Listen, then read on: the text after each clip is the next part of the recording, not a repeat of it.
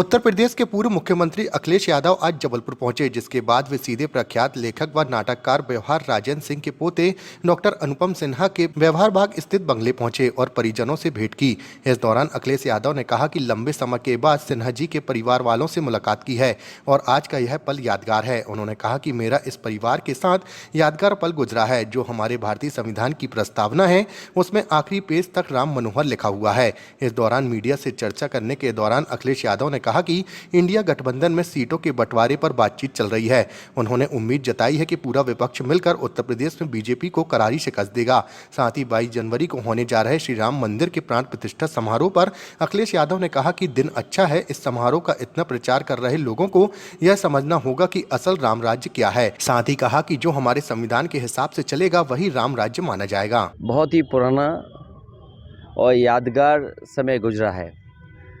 जो हमारे संविधान की आत्मा है, प्रेम्बल से लेकर के आखिरी पेजों तक देखेंगे तो उन पेजों पर राम मनोहर लिखा हुआ दिखेगा। और यूँ कहें हम कि संविधान की आत्मा में राम हमारे कॉन्स्टिट्यूशन में दिखाई देते हैं। आज ज़रूरत है कि कॉन्स्टिट्यूशन पे देश चले और जो कॉन्स्टिट्यूशन में अधिकार दिए गए हैं, जो वर्षों से जिन लोगों को हक और सम्मान मिलना चाहिए वो नहीं मिल पाया। हमें उम्मीद है कि आने वाले समय में लोग जागरूक होंगे, हमारे संविधान को और गहराई से समझेंगे।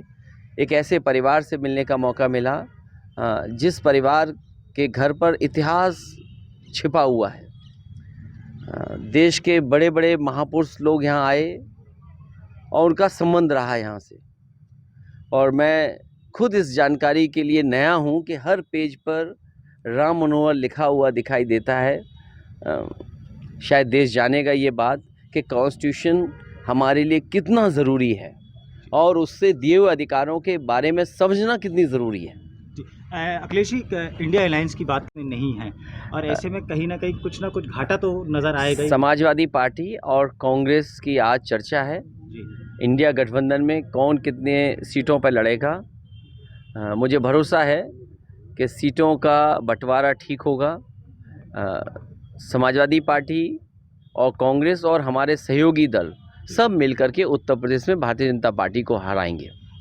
2023 का मध्य प्रदेश सहित अन्य राज्यों में विधानसभा चुनाव होता है। समाजवादी पार्टी ने टिकट भी मांगे थे मध्य प्रदेश के लिए, लगभग 5 से 10 टिकट की डिमांड की गई थी। कमलनाथ ने नहीं दिया था।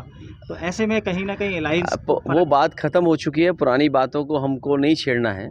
अब हम साथ आ गए। आगे की लड़ाई, आगे का समय कैसे अच्छा हो उस दिशा में काम कर रहे हैं। 22 जनवरी को कैसे देखते हैं?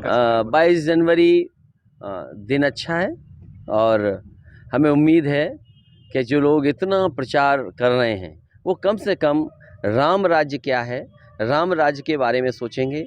और राम राज्य वही माना जाएगा जो संविधान और हमारे कॉन्स्टिट्यूशन के हिसाब से चलेगा, वही हमारा राम राज्य है। Thank you sir.